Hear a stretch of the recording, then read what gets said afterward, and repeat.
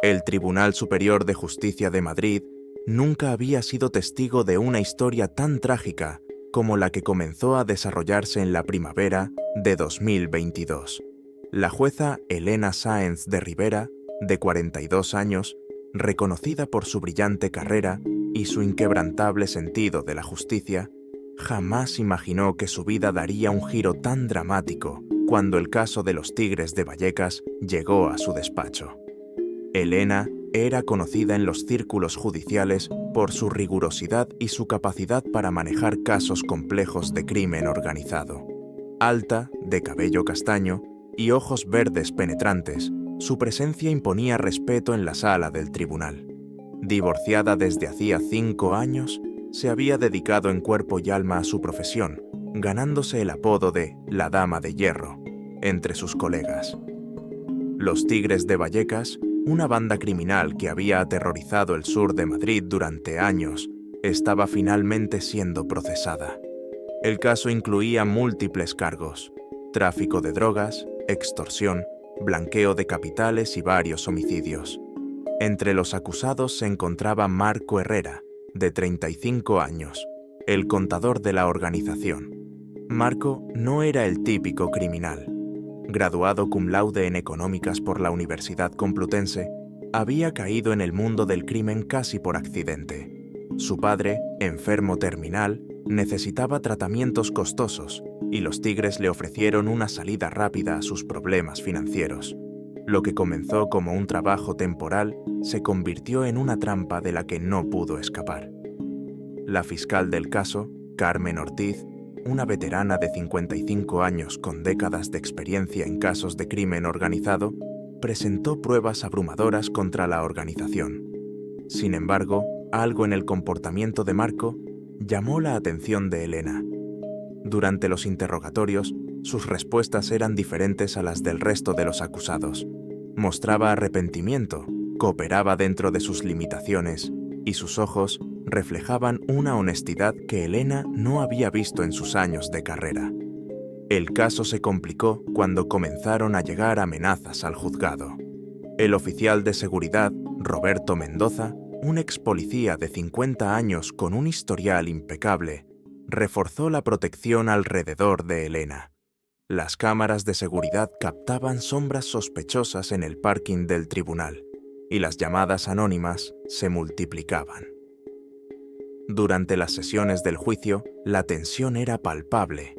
Los testimonios de antiguos miembros de la banda revelaban una organización brutal y despiadada. Santiago "El Puñal" Ramírez, líder de los Tigres, observaba todo con una sonrisa burlona desde el banquillo de los acusados. Sus ojos negros, fríos como el acero, seguían cada movimiento de Elena. La secretaria judicial, Ana Belén Ruiz, de 38 años, fue la primera en notar los cambios sutiles en el comportamiento de Elena. Las miradas furtivas entre la jueza y Marco, la forma en que ella se detenía un segundo más de lo necesario al revisar sus documentos, las preguntas que parecían buscar algo más allá de los hechos del caso. El detective David López, asignado a la investigación de las amenazas, comenzó a sospechar que algo más estaba ocurriendo. Sus 25 años de experiencia en la policía le habían dado un sexto sentido para detectar situaciones irregulares. Mientras revisaba las grabaciones de seguridad, notó patrones extraños en los movimientos de Elena después de las sesiones del tribunal. La historia comenzó a tomar un giro inesperado cuando Elena recibió una nota anónima en su despacho. «Sabemos lo que está pasando. La justicia debe ser ciega, pero usted ha perdido la vista». La caligrafía era elegante, casi artística, y el papel emanaba un sutil aroma a tabaco caro, la marca registrada de Santiago Ramírez. La tensión en el caso aumentó cuando apareció Lucía Montero, exnovia de Marco y testigo protegido, de 32 años. Su testimonio podría hundir a toda la organización, pero también reveló detalles inesperados sobre la verdadera naturaleza de Marco. Describió a un hombre atrapado en un mundo que despreciaba, manteniendo un diario secreto donde documentaba cada transacción ilegal como un seguro de vida. El inspector jefe Rafael Domínguez, de 48 años, veterano de la UDICO, Unidad de Drogas y Crimen Organizado, comenzó a notar patrones inusuales en los movimientos bancarios relacionados con el caso. Millones de euros se movían a través de una compleja red de empresas fantasma, pero había algo más, transferencias menores que no encajaban con el modus operandi de los Tigres. La periodista investigadora Marina Vega, de 36 años, del diario El Meridiano, empezó a publicar artículos que insinuaban irregularidades en el proceso judicial. Sus fuentes, que mantenía en el anonimato, sugerían que algo extraordinario estaba ocurriendo dentro del tribunal. Las miradas se dirigían hacia Elena, cuyo comportamiento se volvía cada vez más errático. El psicólogo forense, Dr. Javier Ruiz, de 45 años, asignado para evaluar a los acusados, presentó un informe detallado sobre Marco. Su análisis revelaba a un hombre con un fuerte código moral, atrapado en circunstancias desesperadas. Durante las sesiones, Marco había mostrado signos de estrés postraumático y un profundo remordimiento por sus acciones. La jueza Elena comenzó a recibir mensajes crípticos en su teléfono personal. El técnico informático Pedro Sánchez, de 29 años, del Departamento de Ciberseguridad, rastreó los mensajes hasta un café cercano al tribunal. Las cámaras de seguridad mostraban a un hombre con sombrero que dejaba un sobre en la mesa que Elena frecuentaba durante sus descansos. La tensión alcanzó un nuevo nivel cuando Marta Herrera, la hermana de Marco, de 28 años, fue encontrada inconsciente en su apartamento. El detective López conectó el incidente con una advertencia. Nadie cercano a Marco estaba a salvo. Elena, consciente del peligro, comenzó a tomar rutas alternativas hacia su casa, siempre escoltada por Roberto Mendoza. El fiscal adjunto Alberto Torres, de 52 años, notó cambios en los expedientes del caso. Documentos cruciales aparecían alterados, testimonios clave se perdían misteriosamente. Sus sospechas apuntaban hacia el interior del tribunal, pero no podía determinar quién estaba detrás de las manipulaciones. Durante una tensa sesión del juicio, Isabel Quiroga, una testigo sorpresa de 40 años y excontable de los Tigres, reveló la existencia de una cuenta bancaria en Suiza, vinculada a sobornos judiciales. Su testimonio provocó un escándalo cuando mencionó nombres de jueces y fiscales corruptos, aunque Elena no estaba entre ellos. El forense, Dr. Miguel Ángel Prado, de 58 años, presentó evidencias sobre los métodos de intimidación de los Tigres. Las fotografías de víctimas torturadas provocaron náuseas en la sala. Marco, visiblemente afectado, pidió declarar en privado. Durante su testimonio, reveló detalles sobre operaciones de la banda que solo el contador podría conocer. La agente encubierta Laura Fernández, de 34 años, que había infiltrado la organización durante 2 años, confirmó la veracidad de las declaraciones de Marco. Sus informes describían cómo él había intentado sabotear discretamente varias operaciones de la banda, poniendo en riesgo su propia vida. El ambiente en el tribunal se volvió sofocante cuando se descubrió que alguien había accedido al despacho de Elena durante la noche. El guardia nocturno, Francisco Morales, de 61 años, juró no haber visto nada inusual, pero las cámaras de seguridad mostraban una figura en las sombras. La investigación dio un giro inesperado cuando se descubrió una conexión entre Marco y Elena que nadie había anticipado. La asistente social Beatriz Gómez, de 39 años, reveló que ambos habían coincidido años atrás en un programa de rehabilitación para adictos. Elena, antes de convertirse en jueza, había luchado contra una adicción a los analgésicos tras un accidente de tráfico. Esta revelación puso en duda su imparcialidad en el caso. El experto en lenguaje corporal, Carlos Jiménez, de 50 años, fue llamado para analizar los vídeos de las sesiones del juicio. Su informe señalaba una conexión emocional inusual entre Elena y Marco, evidenciada por microexpresiones y gestos sutiles que pasaban desapercibidos para el ojo inexperto. La fiscal Carmen Ortiz, cada vez más suspicaz, solicitó una investigación interna. El juez decano, Ernesto Valdés, de 63 años, se vio obligado a considerar la posibilidad de recusar a Elena. El caso de los Tigres de Vallecas estaba en riesgo de convertirse en un escándalo judicial sin precedentes. Mientras tanto, en las calles de Madrid, la tensión aumentaba. El sargento Raúl Mendoza, de 43 años, de la Unidad Antidisturbios, informó sobre enfrentamientos entre bandas rivales que buscaban llenar el vacío dejado por los Tigres. La ciudad se convertía en un polvorín y la presión sobre el tribunal para resolver el caso se intensificaba. La periodista Marina Vega recibió una filtración anónima, fotografías que mostraban a Elena y Marco en una cafetería alejada del tribunal. Aunque las imágenes eran borrosas, la intimidad de la escena era innegable. Marina se debatía entre su ética profesional y el impacto que esta información tendría en el caso. El abogado defensor de Marco, Javier Alonso, de 55 años, comenzó a notar cambios en el comportamiento de su cliente. Marco parecía más ansioso, menos cooperativo, como si estuviera protegiendo algo más que a sí mismo. Alonso, conocido por su ética intachable, se enfrentaba a un dilema moral.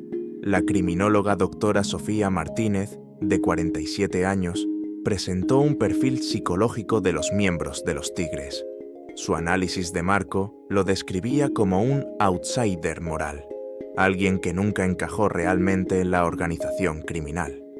Esta evaluación contradecía la imagen que la fiscalía había pintado de él. En una sorprendente declaración, el hacker informático conocido como El Fantasma, cuya identidad real era Alejandro Ruiz, de 31 años, confesó haber sido contratado por los Tigres para manipular evidencias digitales. Su testimonio implicaba a altos funcionarios del gobierno, añadiendo una capa de corrupción política al ya complejo caso. La tensión alcanzó su punto máximo cuando Roberto Mendoza, el oficial de seguridad, fue encontrado inconsciente en el estacionamiento del tribunal. Junto a él, una nota escrita con la misma caligrafía elegante. La justicia tiene un precio. ¿Cuál es el suyo, jueza Sáenz? El detective López y su equipo intensificaron la vigilancia alrededor de Elena. Cámaras ocultas, micrófonos y agentes encubiertos monitoreaban cada uno de sus movimientos. La jueza se sentía atrapada, no solo por la amenaza externa, sino por sus propios sentimientos conflictivos. En una sesión a puerta cerrada, Marco finalmente reveló la existencia de un libro de contabilidad oculto que detallaba todas las operaciones de los Tigres, incluyendo sobornos a políticos y jueces. Afirmó que este libro era su seguro de vida y la razón por la que la organización no lo había eliminado.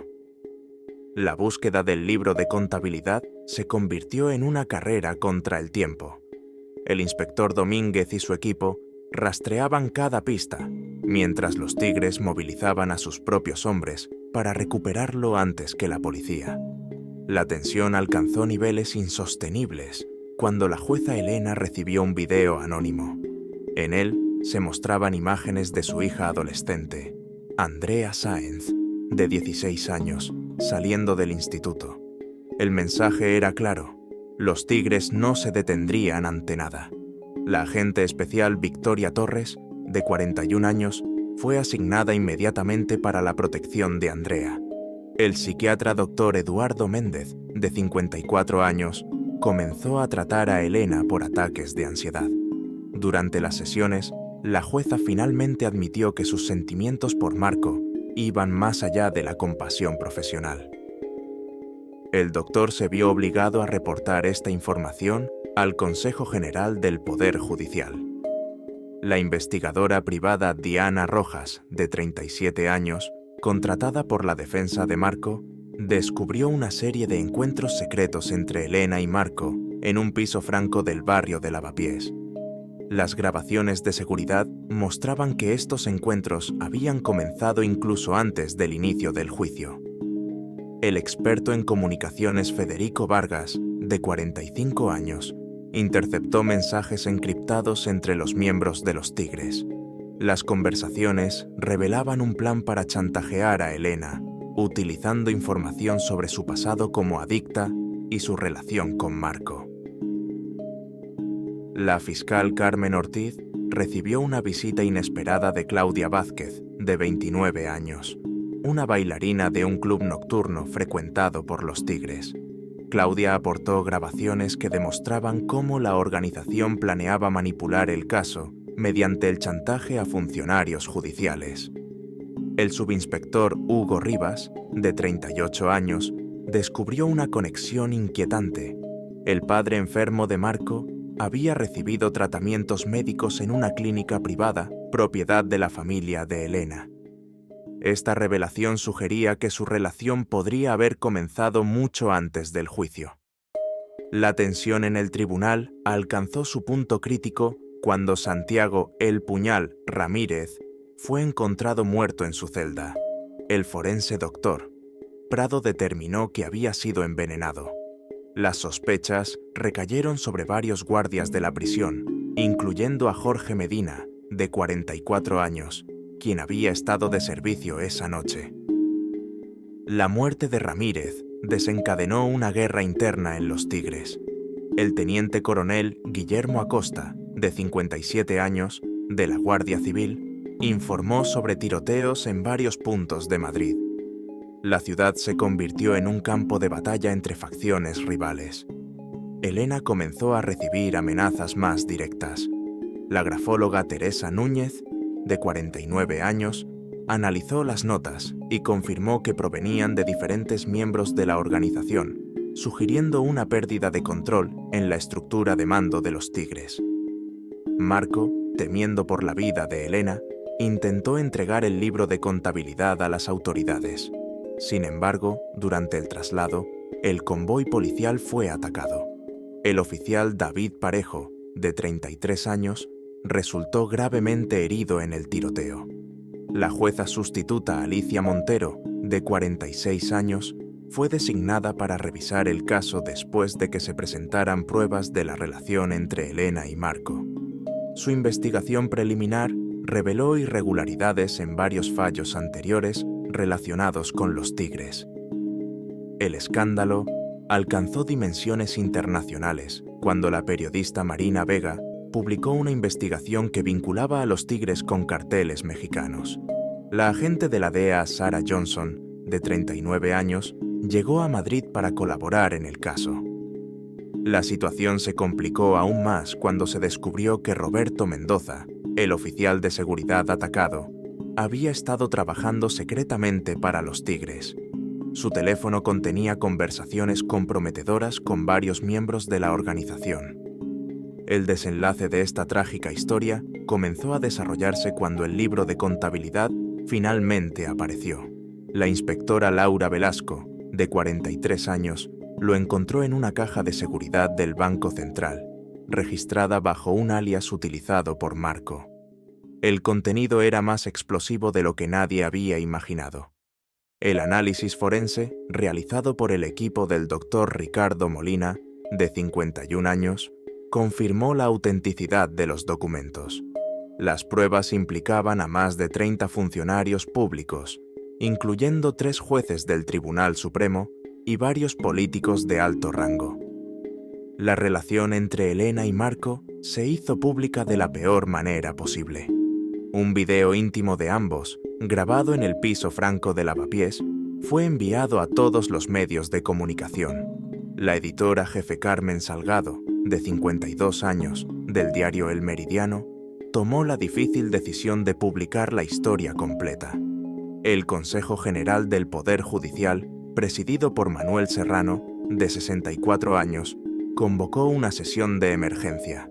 La carrera de Elena estaba acabada, pero las consecuencias iban mucho más allá de su caso personal. Todo el sistema judicial estaba bajo escrutinio. Los acontecimientos se precipitaron cuando Marco fue encontrado en su celda con una sobredosis de heroína. El doctor Prado determinó que había sido forzado a consumir la droga. Elena devastada por la noticia, cometió el error fatal de intentar verlo en el hospital sin autorización. La fiscal Carmen Ortiz presentó las pruebas definitivas, grabaciones de conversaciones entre Elena y Marco que revelaban cómo habían planeado manipular el caso desde dentro. La jueza había estado pasando información confidencial a Marco, comprometiendo toda la investigación. El detective López finalmente unió todas las piezas. Elena no solo había mantenido una relación con Marco, también había estado involucrada en el lavado de dinero de los Tigres a través de la clínica de su familia.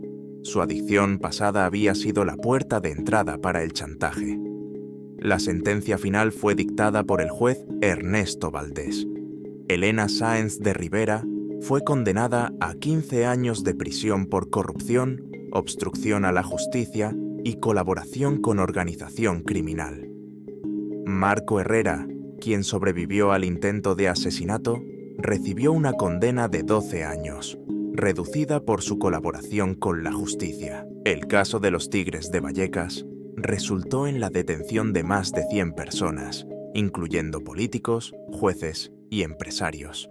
La organización criminal fue desmantelada por completo, aunque el costo en vidas y carreras destruidas fue incalculable. La última imagen de Elena fue su salida del tribunal, esposada y escoltada por agentes de la Guardia Civil. Su mirada, antes firme y orgullosa, estaba ahora vacía. Marco, desde su cama de hospital, escribió una carta confesando que su amor por Elena había sido genuino, pero que ambos habían sido consumidos por la ambición y el miedo. El detective López, en su informe final, escribió: "El caso Sáenz Herrera nos recuerda que la justicia debe ser verdaderamente ciega, no cegada por la pasión o la codicia. La línea entre el bien y el mal es más delgada de lo que pensamos, y todos somos vulnerables a cruzarla". La historia de Elena y Marco se convirtió en un caso de estudio en las facultades de Derecho de toda España. Un recordatorio de cómo el poder, el amor y la ambición pueden corromper incluso a aquellos encargados de impartir justicia. En su última declaración ante el tribunal, Elena dijo: "El amor no justifica la traición a los principios que juré defender. Mi mayor crimen no fue enamorarme de Marco, sino traicionar la confianza que la sociedad había depositado en mí como jueza.